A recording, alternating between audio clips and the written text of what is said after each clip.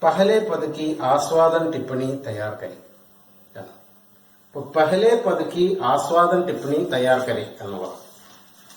അപ്പൊ ആസ്വാദൻ ടിപ്പണി തയ്യാറാക്കുമ്പോൾ നമ്മള് മറ്റ് ആസ്വാദന ടിപ്പണി എഴുതിയപോലെ തന്നെയാണ്. പിന്നെ ആസ്വാദന ടിപ്പണി ഇതിന്റെ പുസ്തകത്തിന്റെ പുറകിൽ തന്നെ കൊടുത്തിട്ടുണ്ട്. അതിന്റെ 2 പദത്തിന് വ്യാഖ്യ കൊടുത്തിട്ടുണ്ട്. അത് തന്നെ ഞാൻ പഠിച്ചാൽ മതി വളരെ എളുപ്പത്തിൽ. അപ്പൊ നമ്മൾ ആസ്വാദന ടിപ്പണി എഴുതുമ്പോൾ അതിന്റെ ആദ്യം നമ്മൾ എന്താണ് സൂർദാസിനെ കുറിച്ച് ഒരു പാരഗ്രാഫ്, ചെറിയൊരു പാരഗ്രാഫ് കുറച്ച് ഉയർന്നു എഴുതും. അതിനൊരു മോഡല് ഇവിടെ വായിക്കാം.